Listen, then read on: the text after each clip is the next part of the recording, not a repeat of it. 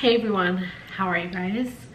I am here today with a update, and this is going to be a very different type of video than I've ever done, but you guys have been with me for so long, and this is not only just to update you guys, but I think for me it's going to be a little bit of a like diary of what's going on and how I'm feeling in the moment. And I already feel like I'm gonna get emotional, so I need to get my tissues. I actually didn't think I was gonna get emotional because I feel like, I don't know, I've been processing it for a couple weeks now, so I thought I would be okay, but literally just turned on the camera and I feel emotional already. So please bear with me while I tell you guys what's going on, the timeline of everything, how I'm feeling. It's gonna be quite a bit, so it's gonna be probably a chatty video. If you want to get a snack, a drink, or something, like, feel free.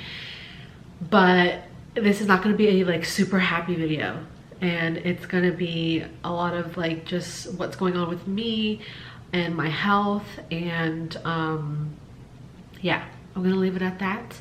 Nothing crazy. I don't think I need to do any trigger warnings.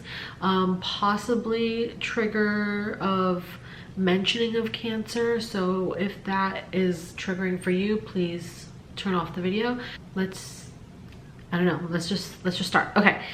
So let me just grab a tissue because again, I'm already feeling the waterworks coming on. So I had started getting stomach pains in the beginning of June, I would say, or second week of June. Let me just look. I have my health planner and like just all of my planners here in front of me. I take notes of like how I feel, because I've always felt like my body has been a little bit off for the past probably 5 years, probably since COVID, or even before COVID, but I just felt like something was weird and off. I gained a lot of weight in a pretty short period of time. It was really always hard for me to lose weight. I was always bloated and I just felt uncomfortable in my body, and I didn't know what it was. And I would go to like the doctors here and there. I wasn't going to my doctors regularly, and if you guys take anything out of this video, I really hope you go to your checkups annually. You go to all your doctor's appointments. Do not miss them. If you have to reschedule, because I was not doing that. I wasn't going to my annual like checkups and stuff like that, and I feel like if I was more in a routine with that, we probably would have caught this earlier. But I digress. I'm not gonna get into like, you know, what I could have done. So on June 9th, I started getting like just normal period symptoms. Like my breasts were sore, I had discharge, but then I started to have lower back pain around June 12th. And I don't really get lower back pain at all. And I just chalked it all up to just getting my period. I was like, oh, my period's coming soon because my breasts are sore, I'm spotting and discharging anyway. And then I guess, you know, lower back pain is also a symptom of just normal menstrual cramps. So I chalked it up as that. And let me preface this with saying I had no other symptoms prior to my last menstrual cycle. Prior to my last period, I was normal. I felt pretty normal as I have been for the past couple years. And yeah, it like, I didn't think anything of it. I ended up getting my period around June 15th, and then June 14th, sorry. So that was June 14th, and then I was in so much pain that I couldn't sleep on June 14th, which is a Saturday. And again, I just kept pushing it off as a normal like period, or not a really bad period. I was pushing it off as a really bad period. And Saturday went by, Sunday went by. I was on tons of like Advil and Tylenol and a heating pad. I was doing all the things. So then Monday came by and I was still in pain. And then Tuesday, I ended up taking off work I was like, I can't go into work. I'm in so much pain. And my mom, just talking to my mom, she was like, look, this is not normal for you. Something's wrong. So if it wasn't for my mom, I probably would have just tried to like get over it and stay home and take Advil. But she was like, go to the ER. So on June 17th, which is a Tuesday, I went to the ER and I was in the ER for 10 hours. And let me just say, this wasn't the best emergency room. We moved to the area about 2 years ago and we weren't familiar with any of the hospitals around here. And so we just went to the closest one and it was not a great one. So also do your research if you haven't yet, to like familiarize yourself with your nearest hospital that has good reviews. This hospital was terrible. I was there for 10 hours. I got an ultrasound, I got a CT scan, and I got an MRI. It came back in the scans at the hospital that I had a mass in my pelvic area. And the mass was pretty large, and if I had to describe it, it's the size of probably like a tennis ball in my pelvic area, like on my uterus, basically, like not in my uterus, but like on the outside of it. And again, I didn't have the greatest experience at that emergency room, but I'm not going to get into that. If you want a deeper story time, I can get into that, but I'm trying to give you guys like the gist of everything, like the spark notes. So I ended up staying home pretty much all that week because I was just in so much pain. I was tired. I just slept all day, and I thankfully was able to get an appointment with a oncologist, a gynecological oncologist that week. I think it was Friday, if I'm right. So the 20th. So I stayed home that week, went to the oncologist on Friday, and it was like, again, an interesting experience with that doctor. Another thing that I will always stress is to get a second opinion. Because when I went to that first gynecological, I don't even know if I'm saying this right, gynecological oncologist, that's what I'm gonna say. He brought me into the room and he was very much like, hey, like I looked at your scans and I don't think it's cancer. So I only deal with cancer. So I'm just gonna do your checkup and then I'm gonna have you follow up with your normal gynecologist. I was like, oh, great. Like that was so nice to hear. And so I got into the gown, I got undressed, got into the gown, and then he started doing an like exam, and he was feeling around in my pelvic area, and then he takes his gloves off and then he says, I'm actually gonna change my tone a little bit and I'm gonna do your surgery. And that was just like, I was like, oh, you know, like I came in here, you were so matter of fact, like pretty sure that like this wasn't anything serious. I mean, I knew it was serious, but like not anything to that extreme, and that he was gonna send me on his way because he only deals with cancer. And then for him to quickly flip after he did his exam, I was just kind of like taken aback.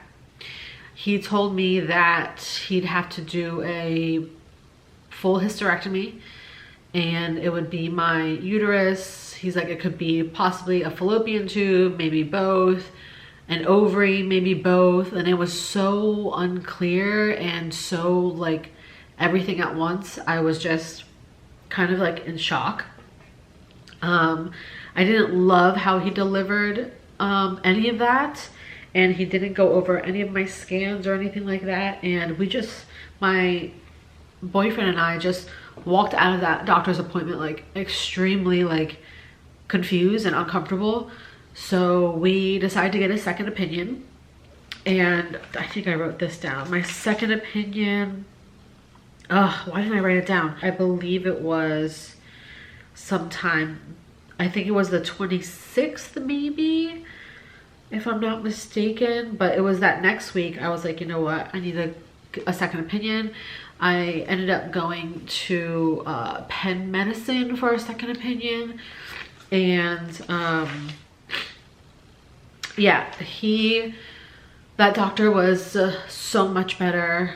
I understood everything, what was going on, why he had to do what. He explained all the scans for my boyfriend and I, and we just felt a lot more comfortable. And although they still couldn't diagnose it, we still don't know if it is cancer. My doctor and my surgeon, he doesn't think it's cancer. And like, we're still not sure what it is until he goes in, takes it out and tests it. But it is a very large mass that's causing a lot of problems. So he told me that to really get everything, when he goes in there, I would have to get my uterus out. So I will be getting a hysterectomy. My biggest concern was to save my ovaries because I didn't want to go into menopause. I'm 34 years old, and my biggest fear was going into menopause early. I did not want to do that.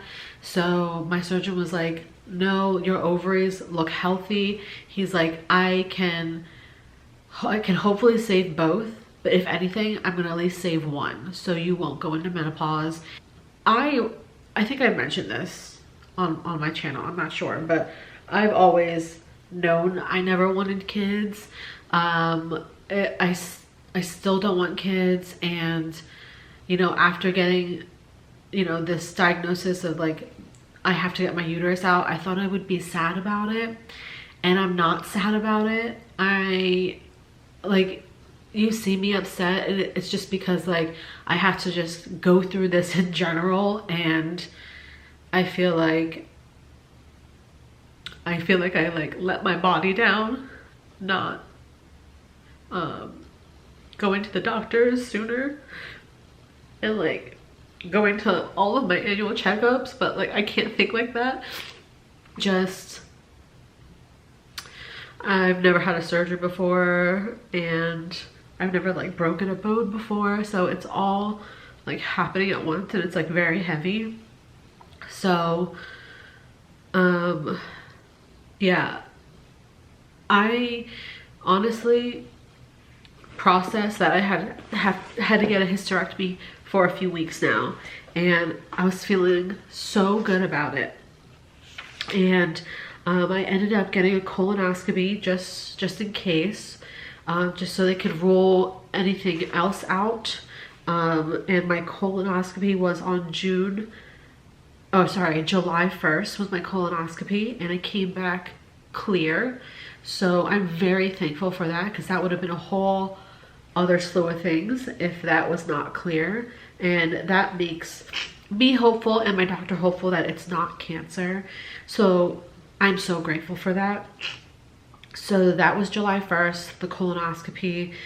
That was a whole experience in itself. If you guys want to know more about that, I could do a whole other video on like my experience with the colonoscopy. And then on July 3rd, I got more blood work done for the surgery and a chest x-ray. So that was that, pretty straightforward. A few days had gone by, the weekend had gone by. I, you know, started to tell, you know, my family and friends, just to keep them updated, like my close friends. And you know, even at work, I was talking to my coworkers about it, and like my team and I are very close. I'm on a small team.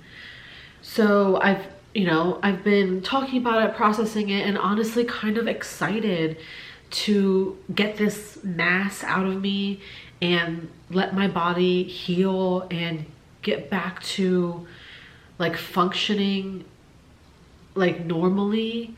And I was so excited about it. I still am excited about that.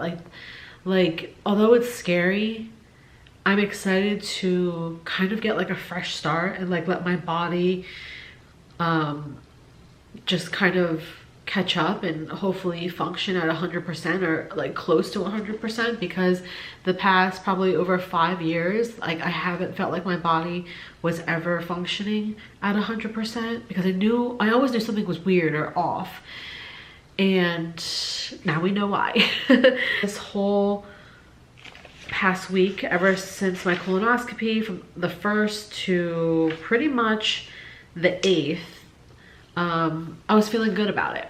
However, then, of course, on Tuesday, July 8th, which was this past Tuesday, I'm filming this on Saturday. So this past Tuesday, I get a phone call after work, and it's my surgeon, my doctor. He was like, "Hi, Jerlyn, it's Dr. da-da-da." He was like, well, my stomach like dropped, because I'm like, this can't be good. Like, he's calling me. I'm like, that means he has some sort of news, I'm sure. So he called me on Tuesday, July 8th, and he told me that his colleague and a urologist looked at my scans, and he told me that my kidney is failing. So he had mentioned in our initial appointment that the mass was pressed up against my kidney and there's some slight damage, but he didn't say anything further than that. So when I got this call on Tuesday that now my kidney is failing, I felt like it was like this whole other thing that is happening. And like, again, I just felt like I failed my body and my body's failing. And like in that moment, like when he called, I was like so upset, like how I am now. But that was Tuesday, so I was pretty upset and just trying to process it on Wednesday as well. Process that my kidney's failing and there's a large possibility that I would have to get that removed as well. So also just thinking about removing all of these organs from my body is a little heavy in itself, you know. Then since my kidney's failing, they wanted me to go get a special kidney scan that like shows the functionality and the blood flow of my kidneys. And I already knew, because my doctor told me, that my right kidney was failing. So I wasn't, when I saw the scan, like the tech let me watch it on the screen, and I already knew it wasn't gonna have any blood flow or function, so I wasn't surprised. But right after that appointment, oh sorry, that appointment was yesterday, July 11th. I'm filming this on Saturday, July 12th. So yesterday I had the scan, and again, I wasn't surprised when I left, but that's pretty much where we're at right now, because again, I got that phone call yesterday. So yeah, now I'm trying to process what I'll be going through. I do have one more appointment before my surgery. On Monday the 14th, I'm gonna go see the urologist who will be doing the kidney removal. So you know, he wants me to meet him and I have a chance to talk to him, and he'll go over all my scans and everything.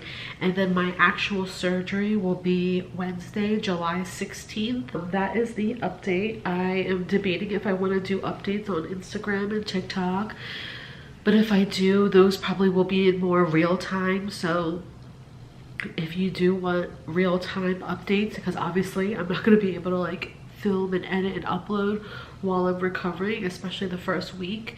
I won't be here on YouTube, but I wanted to give you guys this update before I do have my surgery on the 16th of July, and just kind of like let you guys know what's going on. But also this is therapeutic for me too. You guys know I love filming and being on YouTube and chatting with you guys. So yeah, sorry that I'm a hot mess.